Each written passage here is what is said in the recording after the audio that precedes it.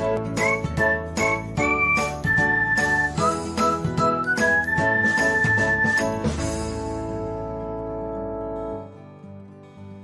everyone, welcome to another episode of Technology Glance. In this video, I'm going to guide you through how you can clear scan history on Snapchat. So, let's get started. Watch till the end and don't forget to subscribe to Technology Glance by hitting the subscribe button and press the bell icon so that you'll never miss another update. Without further ado, let's get started. First of all, open the Snapchat app on your device. Now, tap on your profile icon. After that, select the gear button. Now, scroll until you can find the clear data option.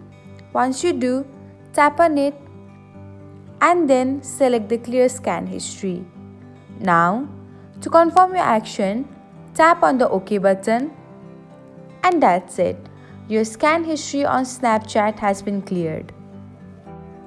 Thanks for watching. If you found this guide helpful, we will love it if you hit the thumbs up button below.